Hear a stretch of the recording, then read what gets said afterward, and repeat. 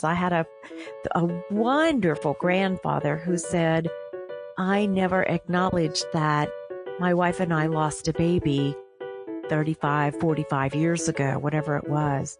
And he cried, and we talked about that baby and their experience. Balloons, bazookas, boobies, bosoms, boulders, cans, hooters, knockers, melons, honkers, jugs, rack, tatas, tits, torpedoes, guns, bust, doorknobs, coconuts, and our favorite one, the girls. Welcome to the All About Breastfeeding show, where your host, Lori, highlights mothers just like yourself and goes beyond the surface questions and digs deep so they share not only their joys and happiness in their daily breastfeeding life, but also their pain and struggles and how they worked through them. Episode number 218. Welcome to All About Breastfeeding, the place where the girls hang out. I am your host, Lori Jill Isenstadt, IBCLC, which stands for International Board Certified Lactation Consultant, and I spend my days helping moms with breastfeeding. Hooray, hooray, hooray, and thank you, everyone. This season has started off with a bang. We have more listeners than ever before, and the All About Breastfeeding show continues to be shared by many of you. I am so pleased, as this is how we can all work together to make change. I get so excited about spreading the word about breastfeeding because it means that I am working towards my goal, towards my mission, that more moms will know about breastfeeding, more moms than ever before, and before they have their babies, they'll learn about breastfeeding. I really want to eliminate the words that I hear so often from moms. I wish someone would have told me ... and then fill in the blank.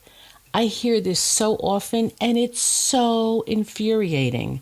Thank you, thank you, thank you for heeding my call to action when I get on here and I urge you to not let the All About Breastfeeding show be your best kept secret. And I encourage you and plead and beg sometimes for you to share the links of this show with your friends.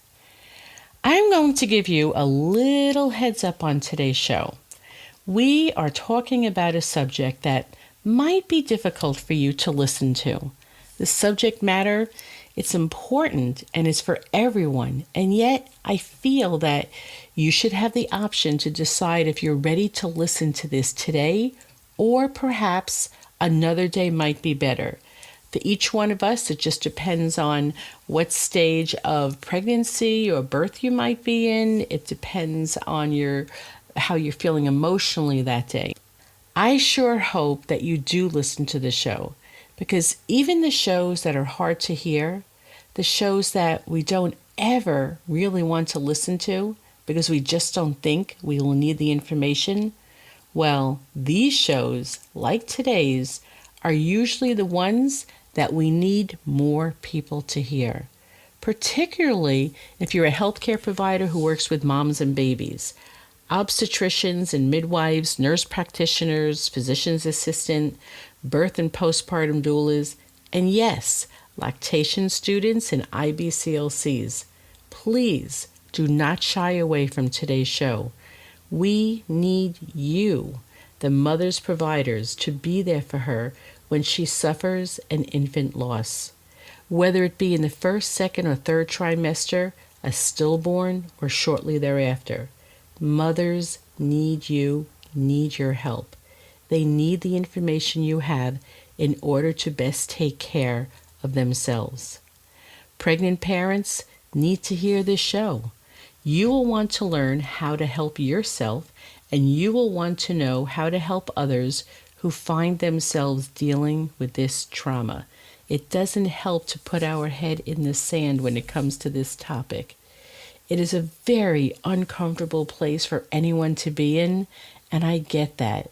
And friends and family, they're no different. It's really hard for people to talk about infant loss, but it's also very important. In a minute, you're going to hear me tell you all about Kathy Parks and her background history and her experience and knowledge base on this delicate subject of infant loss.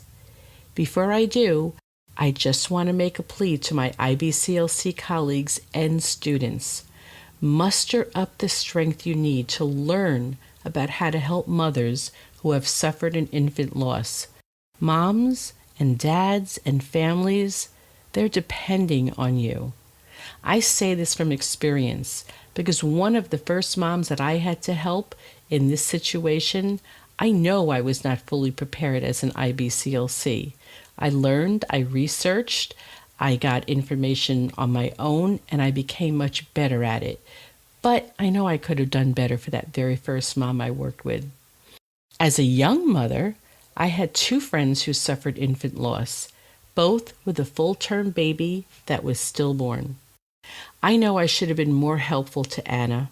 I just didn't know what I didn't know. And I was one of those people who just didn't know what to say, so I said nothing. Nothing to the point of even being afraid to ask Anna how she was doing, because I was afraid of what would happen next. I was also afraid that if she told me how she really felt, or if she cried, how would I respond to something I knew nothing about? With Anna, I was also very pregnant, and I decided all on my own that it would be too painful for Anna to see me and my pregnant belly. So I only visited her once in the hospital.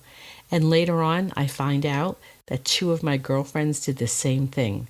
How alone Anna must have felt.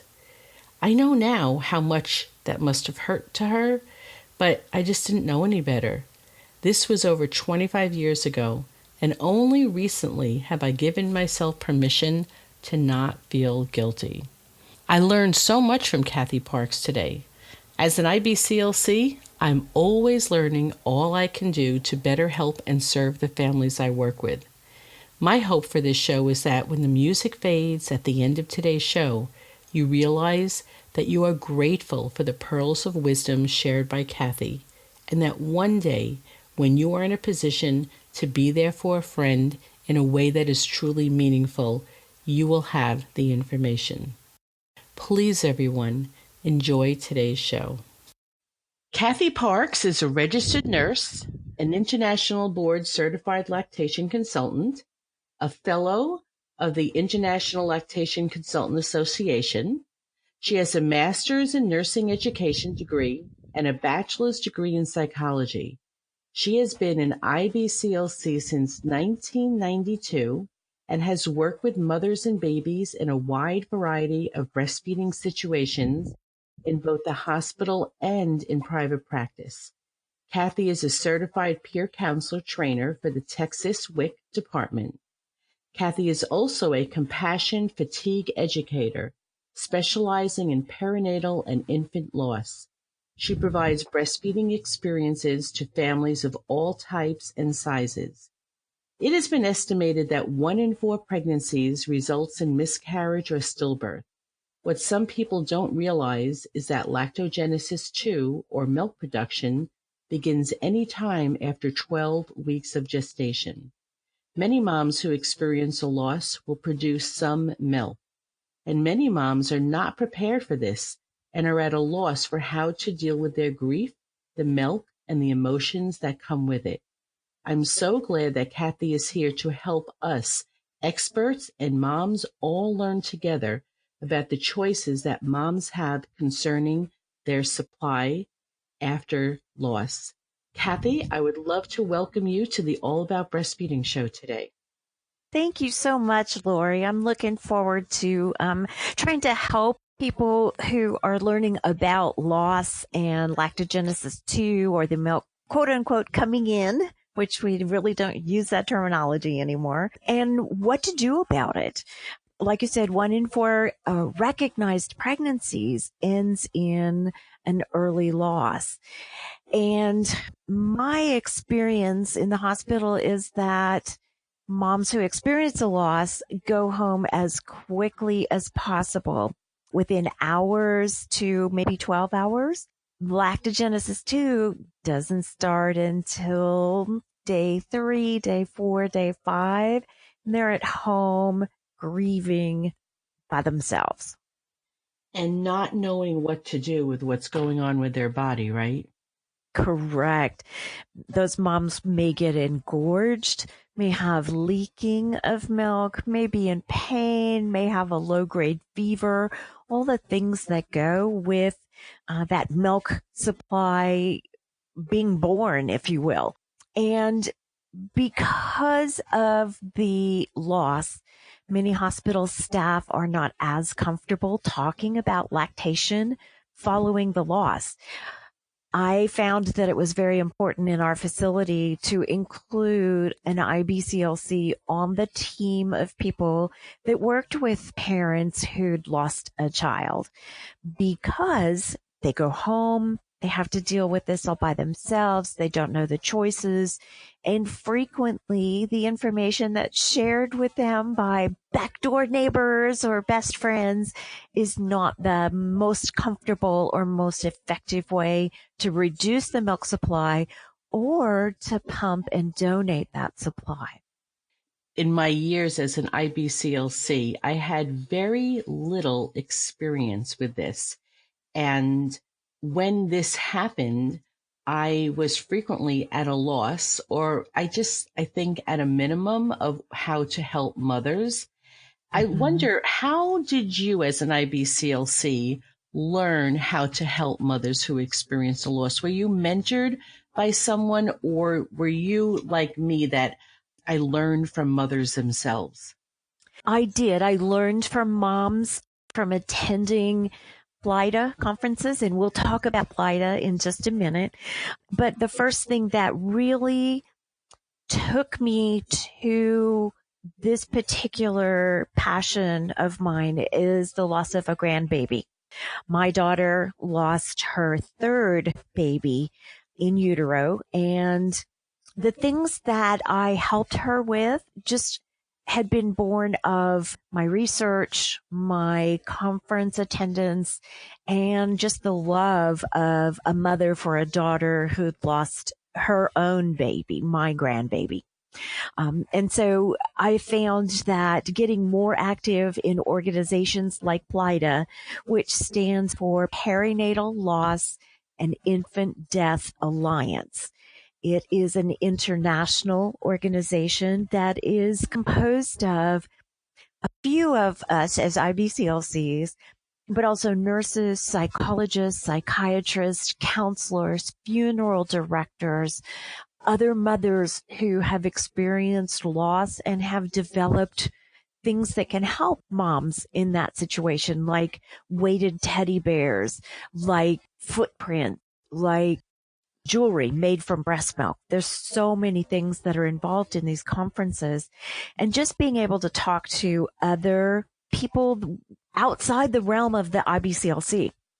So I got very involved in PLIDA. It just so happened that their international conference was held right here in my town, which is San Antonio, Texas, and just jumped right in with both feet. I found the information to be vital and very supportive, and then was able to use that with my daughter. For example, naming the baby. We didn't know what sex it was, so she and her husband chose a name that could fit either sex. I provided her with a special piece of jewelry. We talked about milk suppression, possible donation. We just did a lot of things. So I'd like for our listeners to gain a little perspective.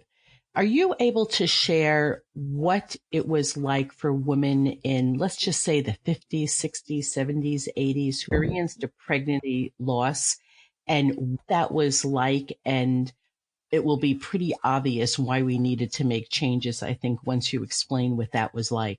Oh my gosh, absolutely. I feel like it was horrendous. Mothers were often put to sleep, knocked out. Their babies were taken away at whatever gestation, and they never saw, touched, kissed, held these infants. And they were told, don't worry about it. You'll be able to get pregnant again. This was for the best. And all those things that are very hurtful. I have, in working with new mamas who have lost their babies, I have worked with grandparents their own mothers or fathers. I had a wonderful grandfather who said, I never acknowledged that my wife and I lost a baby 35, 45 years ago, whatever it was. And he cried, and we talked about that baby and their experience. And I absolutely believe that changes still need to be made in this day and age. Our facility, because I was on the committee and really pushed for this very gently, allowed pictures. We brought in lost photographers. We made footprints and handprints.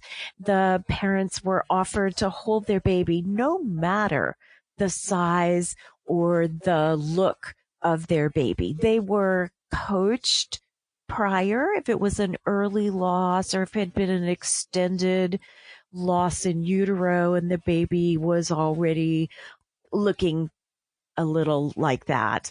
So we did a lot of coaching. They were never forced to hold their babies, but I only had one mom who said no. Luckily, we still take the pictures and hold them in the hospital, and then the moms can always come back if they want them. And I think that it's very important. It used to be in our facility, and I'm sure that's true for many hospitals, that the stillborn baby could only stay in their room for X number of hours. And then they had to go to the morgue and be in the refrigerator, or, oh my gosh, the world was going to end. And the first mom that I ever dealt with didn't want to let go of her 31-week baby. And I literally stood in front of her hospital room door and sent away the staff that was trying to take that baby to the morgue. And I let her, the mama, be able to resolve some of the grieving process with that baby in her arms. And it didn't matter that that baby was with her for 48 hours. It didn't matter. It hurts my heart when I think about the way that it used to be, and we've gotten better. We still have to make more progress. But when I think about all those parents who didn't really, some never even got to hold their baby. It was just whisked away. Most don't have a picture. They don't have a snip of hair, a footprint. They have nothing except for nothing. Some have a memory of holding a baby for a very short time. Some don't even have that. And it hurts my heart to think that there's not even a picture. Exactly. One of the challenges for me is they were not allowed to talk about this baby. It just didn't exist. There weren't honoring ceremonies. There weren't pieces of jewelry that could be specifically for honoring that baby's life. And organizations like LIDA arose out of that need, out of mothers who experienced loss, who didn't get a chance to talk about their babies, who were told, oh, it's all for the better. Don't worry about it. You'll have another baby, and all those horrible things that I know people mean well, but that hurts down deep in their souls.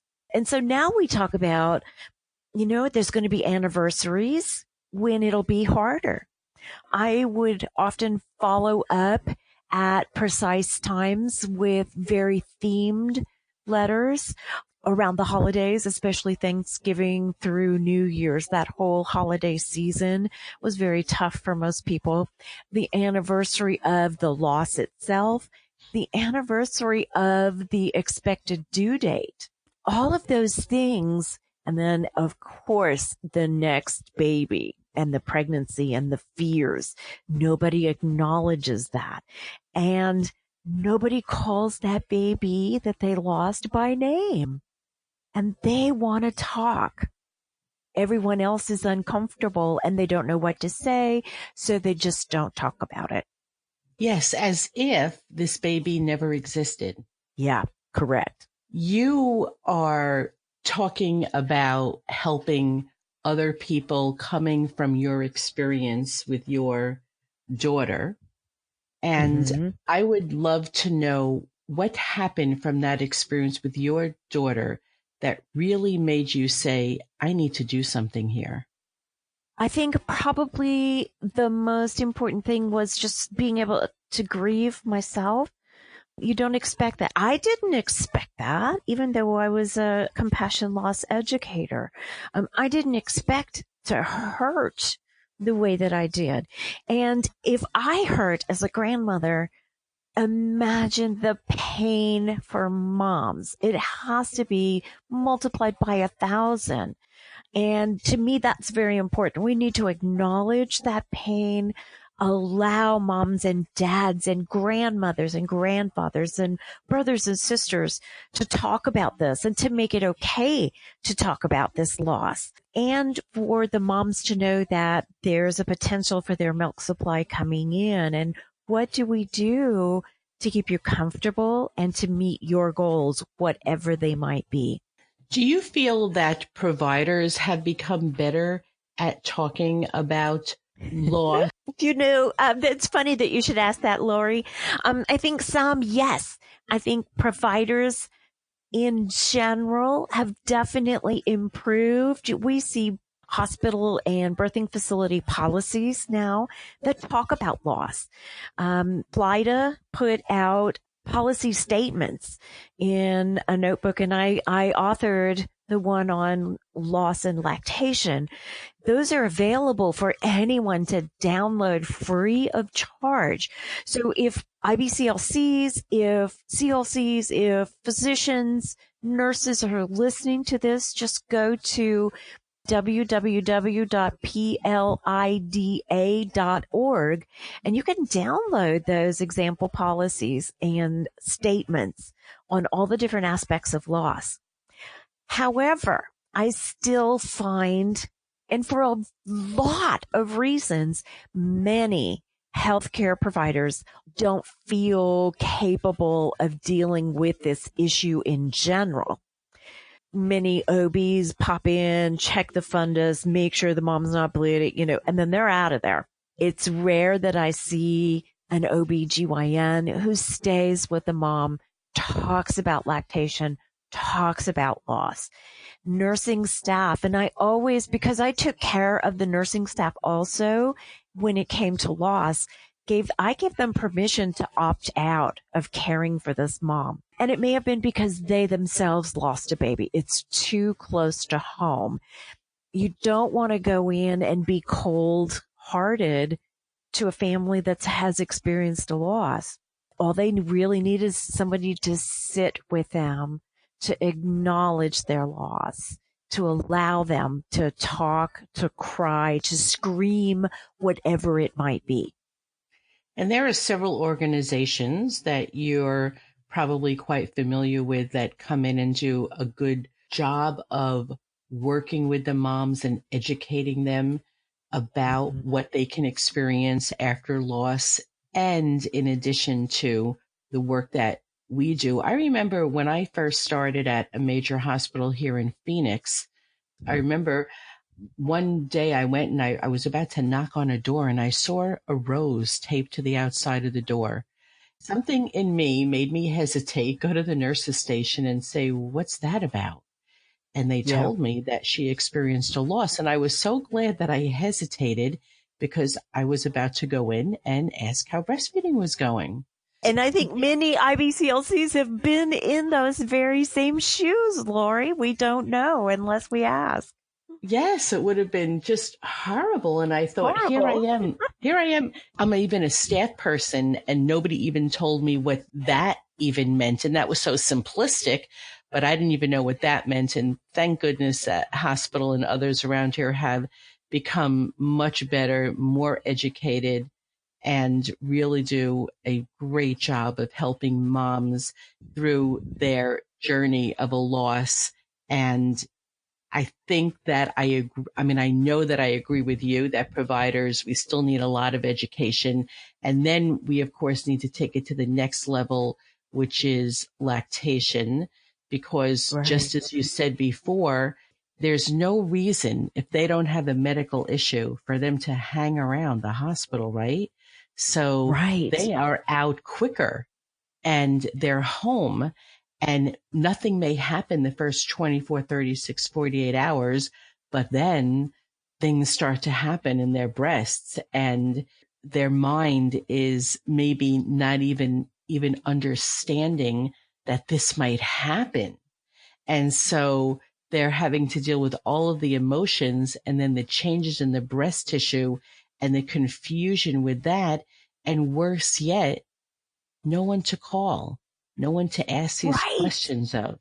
I so agree. And that's a second loss. That milk comes in great quantity. It reminds them that there's no baby to take that milk. And it's a subsequent loss following the loss of their child. I feel it's vital for an IBCLC to see these moms prior to discharge, provide teaching about safe suppression of the milk supply or pumping and donating to a human milk bank in honor of their baby, and giving them a phone number to call because we don't want this mom to have mastitis or an abscess. We don't want her grieving the second loss by herself. So as an IBCLC, I think it's important for us as a profession to become more comfortable with this type of counseling. And it's not for everyone. I totally understand that, but it is so vital. I like what you said before, that you have the option, you give people the option to say, I cannot work with this mom for whatever their reasons are, because we really only want people in the room with mom who are educated and who are willing to be able to talk to this mom in a way that will be helpful to her healing and recovery and not hinder by poor information, no information, ignoring that this is happening. Tell us, what are the things that you start with a mom that if you had your druthers, what would a mom who experienced a loss be told before she left the hospital? And what I would like for you to even think about is the information that you share. Would it be different for a mom who experiences a loss in her first or second trimester, different than a mom who goes full term and has a stillborn? It may not be physiologically different. Emotionally and psychologically, I think it is different. An early loss, first trimester even, or right the beginning of the second trimester, those babies are still very tiny. Mom may or may not have felt movement prior to the loss. I mean, there's a little bit of a psychological difference, I think. But all moms, regardless of the term of the infant at the loss time, need to know that, first of all, your body's going to work like it's supposed to. The milk supply will come in, because that's a common terminology for parents, so I will use that term, and it will come in at about day 3 to day 5. Here's what to watch for: low-grade fever, hot, hard, uncomfortable breasts, spontaneous leaking, and there are options for what you can do with that milk. You may not know at this point which option you'll choose, but let me give you a handout that explains the various options. I don't like to inundate a mother who is grieving with a ton of information verbally. She will not remember it. It's guaranteed. So I want to make sure that she's got it in writing along with my card to be able to call me afterwards and say, hey, I might want to save some of this milk. Great. Let's put it in the freezer. You can decide later on what you want to do with it. Or I want to donate this milk. Great. Let's get you the medical forms that you need to fill out, and let's get you started with donation. And here's how I can help you. Or here's how to safely suppress milk supply because we don't bind anymore. That was done in the 40s and the 50s. And we don't go back to binding just because we're not using medication to suppress the milk supply. I want to have you explain that to our listeners here and there. Not the medication anymore, but that binding is still recommended. So and tell us, painful, right? Painful. For the poor woman who might be getting really poor advice, let's talk about why binding the breast is a very bad option. Well, first of all, it hurts. It is so painful to do that. It does not suppress the milk supply. It only delays it. And so once the binding is taken off, you got engorgement anyway and a milk supply. So what we want to do now is we know that milk production is driven by how much milk is taken out of the breast. But if a small amount is left in the breast, it triggers a hormonal component that tells the breast to stop producing. So mom wants to pump only when needed and only to the point of comfort. Hand expression works terrifically for this. So I will often teach hand expression to a mom with a loss and then give her a handout and a link to a really good video. Once she's not having to pump or hand express for 24 hours, then no stimulation for at least 6 weeks. Don't check to see if you still have milk, because you will. And I think that's important to know. And it can take 3, 4, 5, 6 months to completely shut down that milk supply.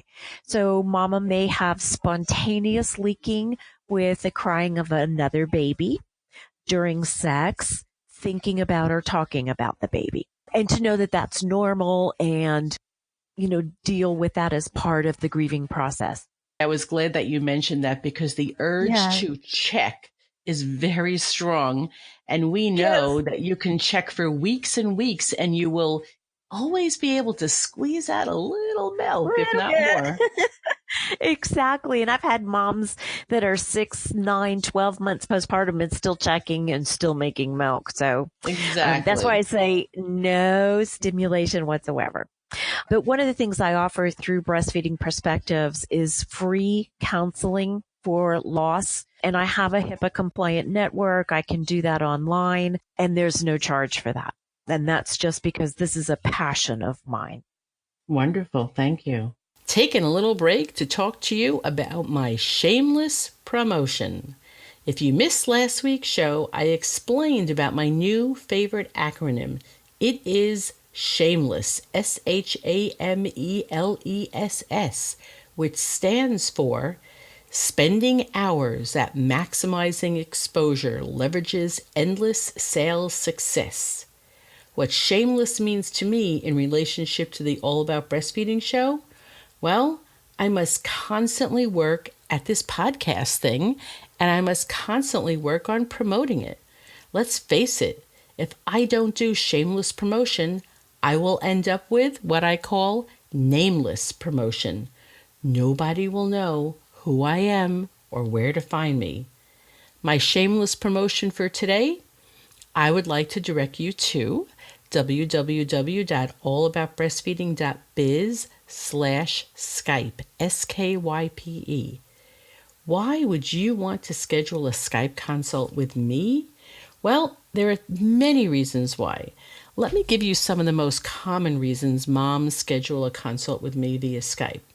There are times when moms have lots of questions about breastfeeding before they give birth. And sometimes it's real personal. There are unanswered questions or thoughts in your head, and they're creating a lot of anxiety. You just know that if you could talk to someone about it, how helpful this would be. I mean, we're like that with a lot of things in our life. If we could just talk about it, get it out of our system, get some answers, we can relax a whole bunch. For some moms, past verbal and sexual abuse issues are coming up during this pregnancy, and you worry about their impact on breastfeeding, and that's causing you great anxiety. Talking about it helps. Other common reasons why moms have a Skype consult with me, well, maybe before their baby is born, they have growing anxiety about a medical issue they have, or about medication that they're taking, wanting to know is it safe for their baby. They might learn that their baby will be born prematurely or with a health issue. They might be feeling depressed or anxious during pregnancy. This is not uncommon to feel depressed during your pregnancy. I want you to know that. And it can be very helpful to talk to someone about that. And moms are feeling like, if I'm depressed during my pregnancy, how is a depressed mother going to breastfeed her baby? How will this impact their ability to breastfeed? They have all these questions. Maybe you do too.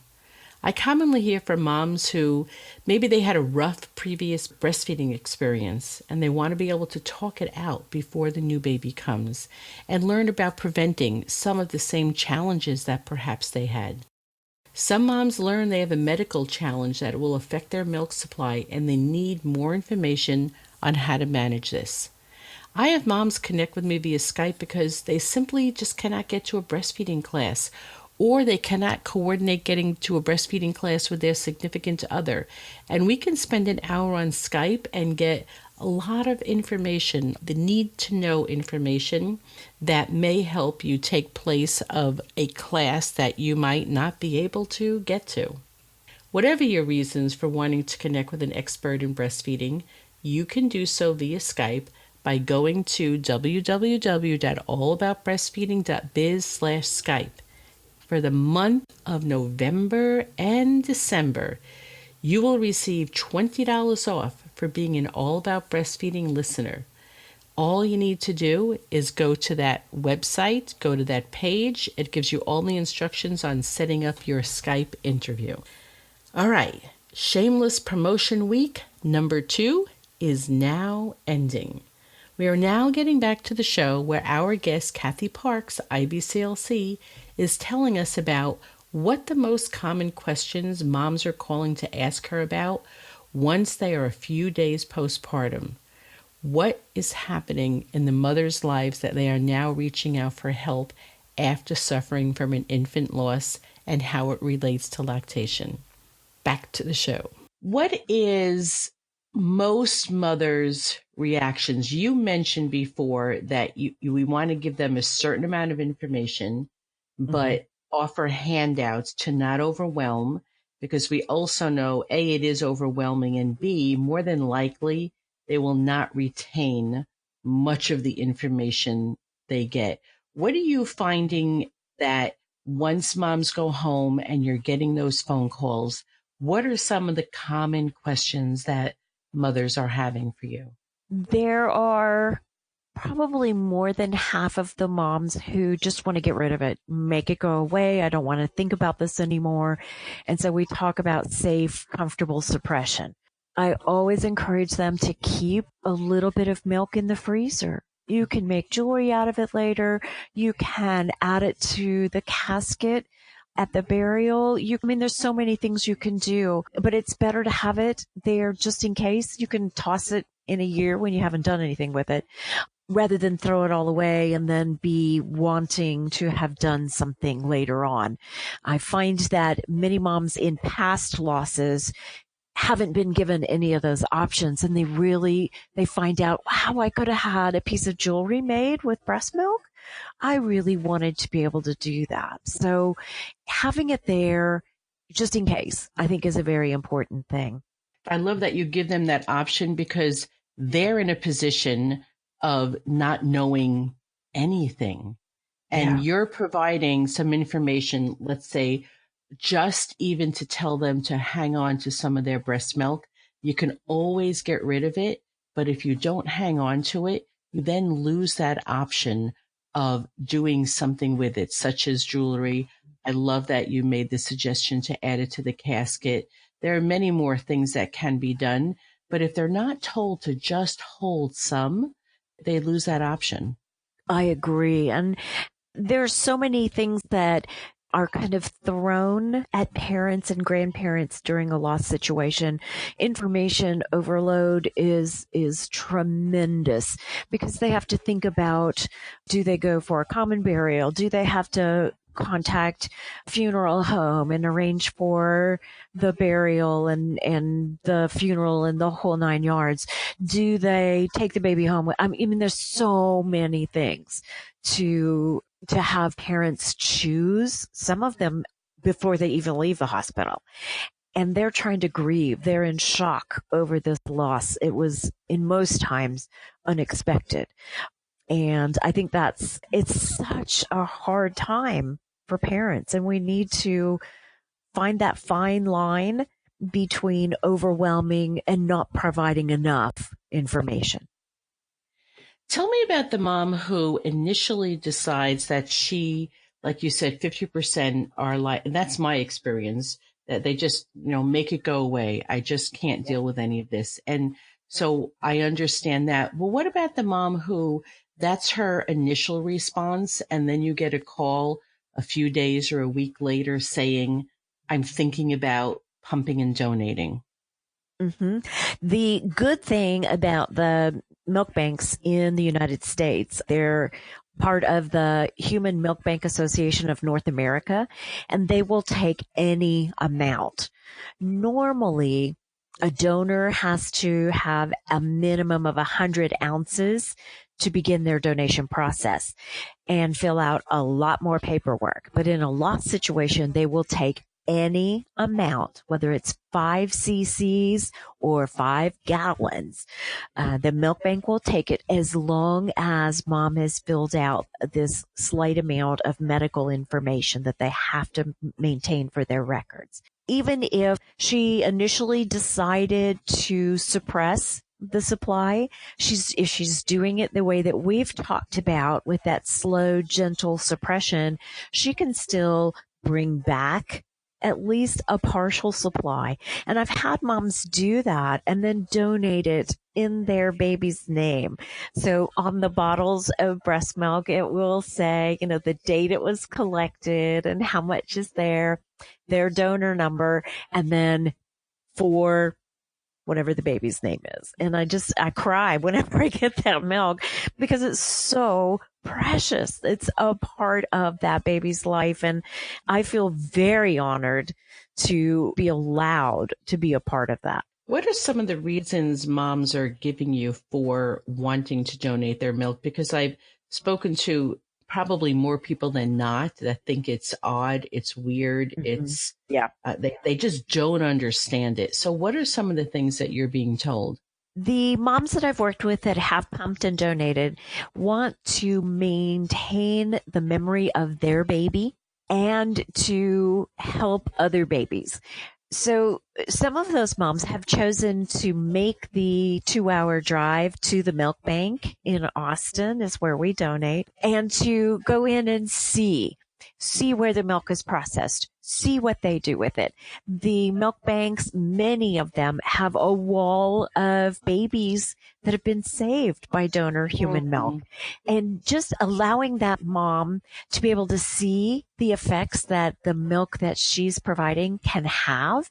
And then most milk banks have an honor tree or an honor wall that will have the name of the baby that is being honored with the donor milk. So I think for moms who've lost, to go and see that their baby is a vital part of this process for saving other babies, and that the honor goes on, even though the baby's not in their arms, that baby's being remembered. And for many moms, that is very important, that other people not forget their baby. Yes. And I think that is probably one of the things I hear the most. It is the reaction that the general population seems to have that their baby never existed.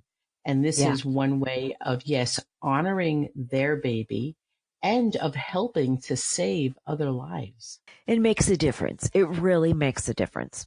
Tell me about, I know that you're working with aromatherapy, and I'd like to hear, what are some of the things you tell moms that they can do in conjunction with the gradual safety of hand expressing for comfort? What else can you offer them as far as herbs, oils to help them get through that process of the milk becoming less and less until it's just no longer? Exactly. The statement that I want to make first is I am not an herbalist. I am not a full-fledged aromatherapist, but I do use aromatherapy in my practice with all moms and babies. And I think that that's important to know what you can and cannot use. So we know that things like jasmine, you can get fresh jasmine flowers and crush them and make a poultice to put on the breast. And that can be very comforting as well as helping to suppress the milk supply. We know that sage does a great job. And that's because we as lactation consultants hear from lots of moms during the holiday season who are making sage dressing for their turkey and their milk supply goes down. So part of it is that sage. We know that parsley peppermint works really well. And probably the safest way that I have ever found to use peppermint is to get multiple boxes of Altoids. And that's a product promotion, although I get nothing out of it. And just eat Altoids. If she likes them, eat them by the handful because that will help. That peppermint works to decrease the milk supply. You can also use peppermint oil as aromatherapy. It's a strong oil, so if you're going to apply it directly to the skin, you want to use it in a carrier oil. And then you can actually massage some of that into the breast, avoiding the nipple area, because that would be kind of uncomfortable. So we know that things like that work. I like how you first said that all of us cannot advise moms, particularly if we haven't taken training in it and that you're not certified. So I think when we're talking about the use of essential oils, you said that you already give some help and advice via phone or Skype. And so if any mom listening to this really wants to go that route, are they able to contact you to find out more specific details? Because one of the things that you said is to not apply the oil directly to the skin, to use a carrier oil. And we know about that, but they may not really know and understand what that means. And you really want to give them more specific information about that. And absolutely, moms can contact me. I prefer to talk one-on-one because we have to look at all the other aspects of their health. There may be medications that they're on that are not quite as compatible with the use of oil, especially internally. It's a very controversial subject to use essential oils internally, although we know it's done. So I prefer to do the one-on-one counseling. And I can do that by phone. I can do that by the HIPAA compliant equivalent of Skype and make sure that their information, their private health information is kept secure. Yes, that's what I want my listeners to know is I want them to learn about all of the options that we're talking about. And yet when it gets into something that becomes more of a medical advice or things that you really need to talk to them individually for reasons that you just stated, that we don't just want them just buying some oil and start applying it because there can be issues associated with that depending upon the individual mom. But again, I love the fact that there are choices. And if anybody doesn't even remember any of this, the one thing, I don't know if you'll agree with this, Kathy, but the one thing for practitioners, providers, other lactation consultants, and moms to remember that on a very simple basis, just look up hand expression of breast milk and hand express the milk just for comfort until you can connect with someone if you need to get more specific advice. But that's the basics, and that will help you a lot. That right there. You don't have to remember everything we're talking about. Correct. Hand expression is so vital. And in general, when we're working with new moms in facilities that are going toward the baby-friendly hospital designation, it's mandatory that hand expression be taught to every mother. And it is a great, easy skill that can alleviate a lot of problems. So I so agree. And then getting that mom the help that she needs, or as a practitioner, calling someone that knows what they're doing. Exactly. Because when I teach breastfeeding classes and talk to moms before their baby, I like to give them some tools that if they run into some of the common situations, like what can they do to help themselves before they've had an opportunity to contact a specialist who can help them tweak and make adjustments and make individual advice for them. What are some things that they can safely do? And when we're talking about this particular issue, they can safely just hand express milk while they're in the business of contacting other people, because sometimes contacting us is not immediate. They may need to Correct. ask a few people, ask around. It may be a little bit of time. So, but we don't want to just leave them with nothing. So love hand expression. And I talk about hand expression all the time for many of the reasons that we might in early lactation, if the baby's not latching on, breastfeeding is in the NICU. And my joke about it is you have a right arm, you have a left arm, you're empowered. You don't need to wait for somebody to bring you a pump. You know, that just drives me insane when I hear moms say they didn't get a pump to me for 2 days. And I'm like, but you have a hand, you have a right arm. I know. And it's funny, Lori, because I carry extra breast just to demonstrate that. So I get some funny comments and some funny looks, but I agree. It's one of the most vital things and one of the easiest things that we can teach moms in general. I'm sure you do get funny looks when lactation consultants, we have a funny thing that we do when we go out to dinner and we start talking about breastfeeding, and we just can't help it, but we're like touching our breasts, pointing to our breasts. And, and then sometimes you might think, other people are sitting there looking at 10 moms at a table, all touching their breasts and making all kinds of weird motions and everything. But that's what we do. And we carry extra breasts. That's right. That's right. Oh, I love it. I love it. Tell us, what, if anything, do you do to help not only the mothers, but is there anything specific and or different that you might talk to their significant other or close family members with regards to how to help a mom who's experienced a loss deal with her milk after she goes home?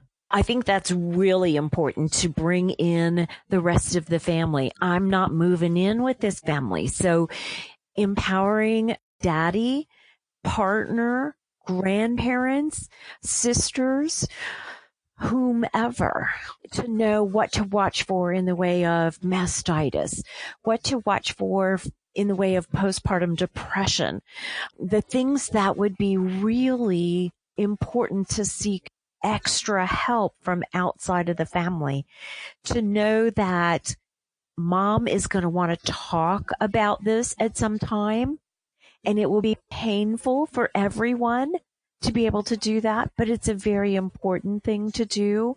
That this, unlike what we did many, many years ago, this is something that will benefit the grieving process, is being able to talk. One of the things that I provide for the moms as well as the families when they leave the hospital is a journal, a blank, beautiful journal and a pen, and a sheet of just possible suggestions on starter sentences for journaling. My experience in the hospital was just open-ended questions as a start. We know through research that the physical act of picking up a pen and writing down the thoughts that are going around and around and around in your head takes down the stress level for that. It puts those thoughts on paper and keeps them from magnifying and multiplying in our own head. We all know how that feels. And so being able to put it on paper. I encourage grandparents to do the same thing, partners and daddies to do the same thing. This is a tough situation. many parents in the situation of a loss have a very nice, gentle birth and hospital experience, and others don't. That's trauma. And now that we're starting to acknowledge birth trauma and help moms get treatment for it, I think it's even more important that we talk about depression and trauma and what to watch for in the mom, and allowing her time to herself if she needs it, allowing her to talk about her baby, allowing her to have a rose garden in the backyard, whatever it is that's going to be her place of comfort. One of the things that I really like that you said, and I would love to accentuate, when I interviewed the lovely Kathleen Kendall Tackett, and she's wonderful, and we talked about birth trauma. One of the things that she talked about was the beauty and the strength that happens when moms start journaling about their birth trauma. We are all frequently looking for a magic pill, a quick answer, something very specific and something very quick to help us get through this, or thinking it has to be something actually quite complicated. And one of the things that she really talked about was giving a mom a journal to write about, and how and it absolutely helps to talk about it, but it also takes it to a different level, a different core, when you're able to write down your thoughts in a private journal that you may never show to anybody, and how helpful that has been to moms who have experienced a birth trauma. And I love that you talk about that. First of all, moms who experience a loss, they can have various kinds of birth experiences. And no matter what their birth experience is, it definitely is a trauma to have a loss.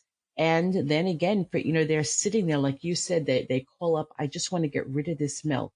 And to be able to even talk about what they're experiencing and what it feels like, and to be able to put it on paper, to not let go of the thought that may sound very simplistic, but how powerful it can be in the healing and recovery process. Absolutely. And Kathy Kendall Tackett and I have been friends for years, and I didn't know she said that. So that's awesome. I love to hear that we're singing off the same song sheet here in Texas. I even suggest in journaling that, you just do a little 1 or 2 sentence each day. Today, you would have missed, the snow that fell, or you would have missed that somebody sent a card in your memory. Little things, just talking about, where would the baby be at this point in time? And it's okay to do that. You don't have to stuff that. And I think, like you said, Lori, no one else has to look at this unless mom wants to. And she may journal for 2 or 3 days and then put it on the back shelf and not take it out for years. That's okay too. It's what works for her. We're individualizing the options for her. So we talk about various things, and hopefully one of those will really resonate with that particular family, and they'll be able to take that little piece and use it most effectively for their grieving process, for the honoring of their baby, however they feel so led. It reminds me of a story that I've shared from time to time after I had my first baby. And at one time I worked for an attorney, and we used to have these very large legal size journals that had beautiful bindings, and I was given several. And after I had my first, I started journaling about my birth experience and then my breastfeeding experience, which I had a really, really hard time with Alicia, a lot of pain and suffering. I looked at it maybe 2 or 3 times in a 15-year period, and then I put it aside until I began training as an IBCLC. And then some of the things that were talked about in my entry-level course, I was like, I wonder, I'm not quite sure if I remember that. So I went back to the journal, and now I had been back to this journal several times, but now I'm taking this breastfeeding class. And when I looked at the journal, there was a spot that I had seen before but didn't really connect to. And it was a spot that was like kind of blotted out. And I read the entry again, and it was about how hard breastfeeding was and how awful I was feeling. And I realized at that moment what I had done, more than likely, because I know I was crying a lot, my tear must have fallen on the page and, Oh, blotted out the ink, and it just had that look to it. And when I was looking at this many years later, I then like started to cry for that young girl and, and how yes, awful everything exactly. was. And so it was actually helpful for me because journals are good for what it is you're going through at the time, for perspective afterwards. And in my case, why I really bring it up is because as a lactation consultant, I often think of that page and that young mother that I was when I'm working with mothers, because the further I get away from my own breastfeeding experience, even though I work with mothers every day, the tendency is, I think if we're honest, can be to almost forget what that was like. And when you're Yeah. working with a mother who is in pain, suffering, whether it's a loss or it's breastfeeding issues. So I always remember that's in the forefront of my brain every single day when I'm working with every single mother, that page that was blotted out from a portion of it from my tears. And so for me, even looking at the journal many years later is helpful. And I wouldn't even begin to imagine how that might help a mother who's experienced a pregnancy loss to know that that journal is tucked away when it needs to be, and that it could be brought out. And even if it's just a day or two or a sentence or two, there will likely be a time when she's going to come back to that journal and there's going to be untold meaning in what's in it. I so agree. And I read a study years and years ago that was done by psychology students, and they went to an elderly care facility and they interviewed all the women who were 90 years old or older. And what they were looking for is what was their recall on their lives. And the two subjects that came out every single time were birth and breastfeeding. And that's because it's not just a thing that we do. We don't just give birth and we don't just breastfeed. There are physical memories and emotional memories and psychological memories. And we don't forget this stuff. It may get clouded over, like you said, but we don't forget it. And so giving moms the option, and then they can do with it what they need to do in their processing. Yes, it is embedded in our brain and maybe in the recesses, and it's easily Yeah. brought to the forefront when the subject is brought up.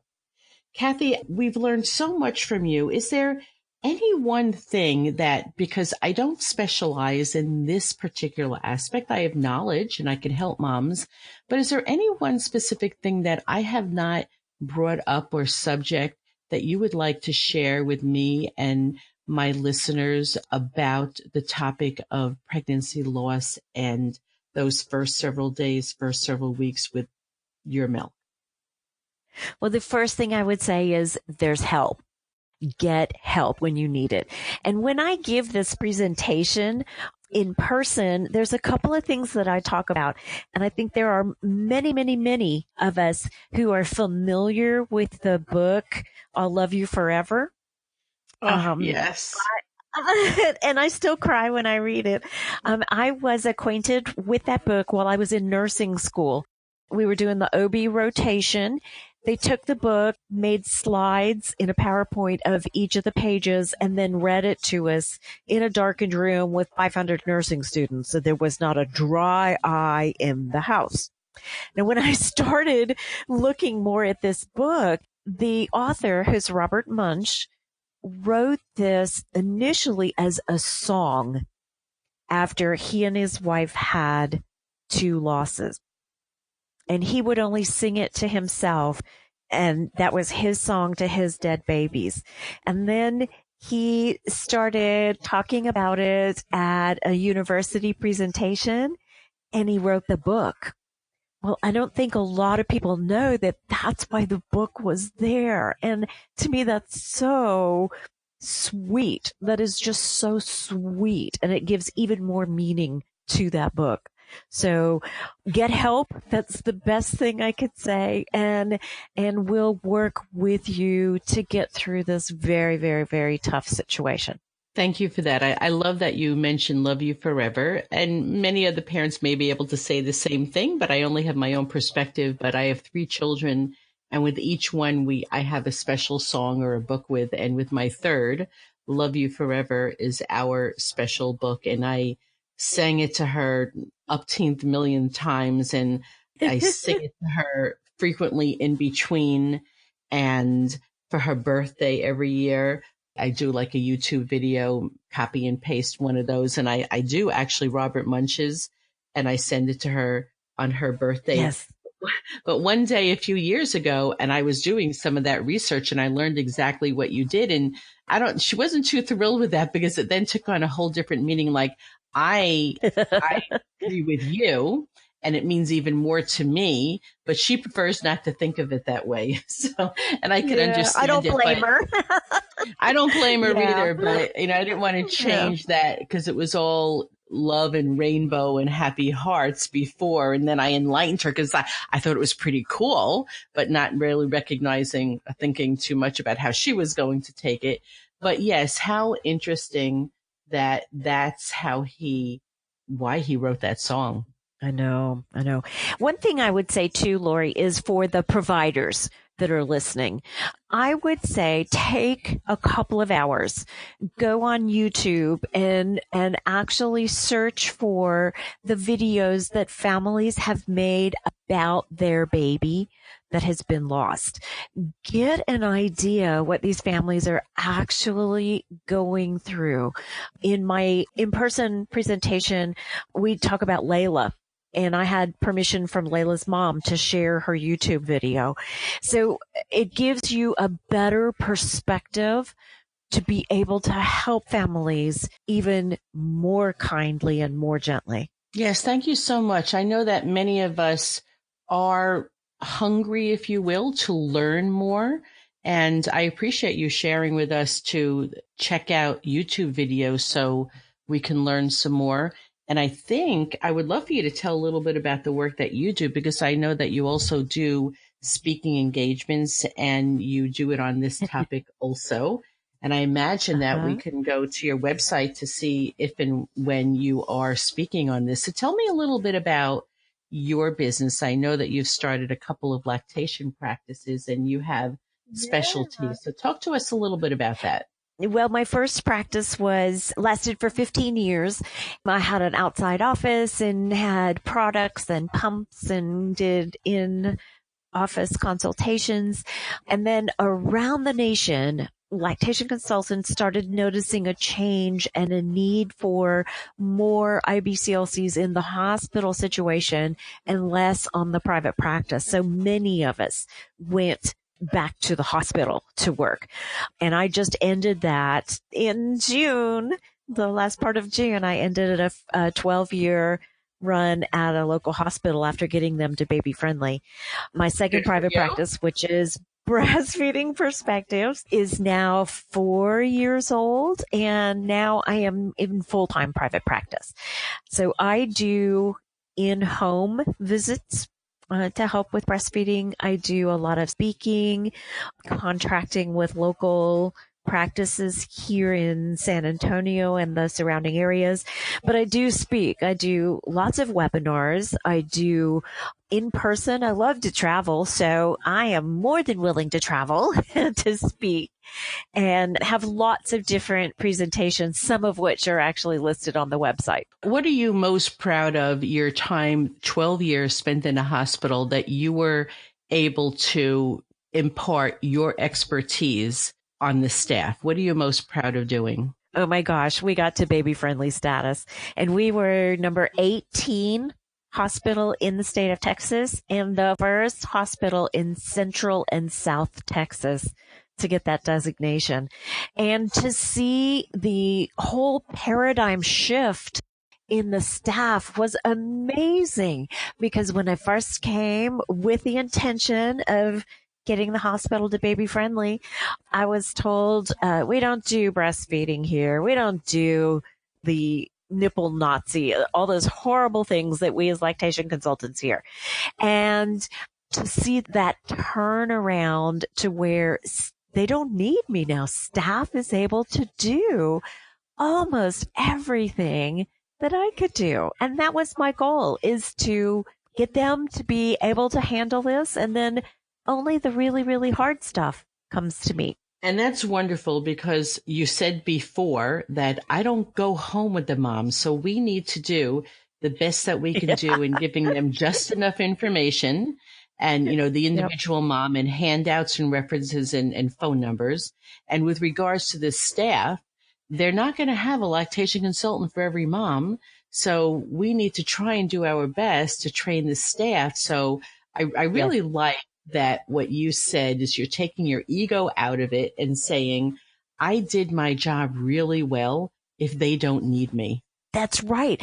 And Lori, I have said for years and years, my job is to work myself out of a job. And that would make me really happy. I'd love to have, years with my feet in the sand at the beach, but I think it'll still be a few years before we get there. So it's my job to empower moms.